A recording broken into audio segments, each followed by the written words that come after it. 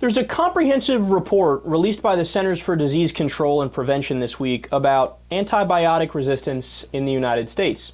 And long story short, it's really bad news. Quote, antimicrobial resistance is one of our most serious health threats. That's the first line of the report. The report highlights the growing pandemic of superbugs that have out-evolved our best antibiotics. In fact, antibiotic use in the meat and poultry industry has skyrocketed over the past decade. Nearly 30 million pounds were sold for livestock alone in the U.S. in 2011. That's almost 4 times the amount used by humans.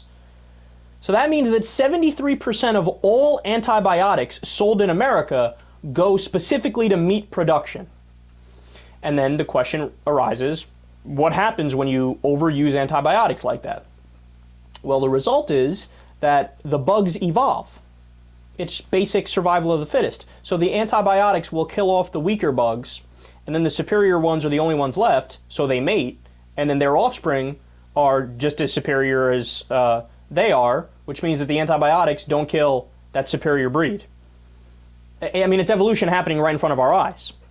And eventually your antibiotics just simply don't work anymore. In fact, the CDC's conservative estimates say more than 2 million people get sick due to resistant bacteria every year, and more than 23,000 people die. 23,000 people die every year because of drug-resistant bacteria, because it's evolved. And I love how there's still like half the country's like, I don't believe in evolution. What are you talking about? Like, how can it's right in front of you? Also, how do we fix the problem? This is the crux of the issue. 2 things. Number 1, quote, antibiotics should be used in food-producing animals only under veterinary oversight, so a specialist's oversight, and only to manage and treat infectious diseases, not to promote growth. So they're hinting at the fact that some of the antibiotic use is just to promote growth of the animal so they can sell more meat and make more money. Gee, the profit motive again gets in the way of common sense. And just having somebody who's an expert there, having veterinary oversight, again, that seems like common sense. If you play a basketball game, you need to have a referee there to say, hey, that's a foul. Hey, that's a foul. Stop it.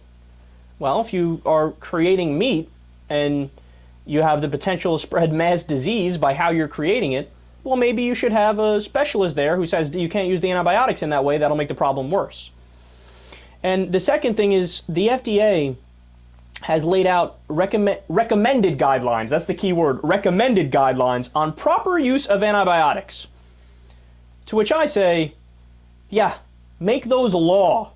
I love how they think recommended, as if some massive multinational corporation is going to give a fuck about recommended guidelines. Like, yeah, you know, I know the way you're doing that is saving us about $3 million and making us an extra $10 million, but you should probably follow the recommended FDA guidelines because even though it'll cost us money, it might be better in the long run.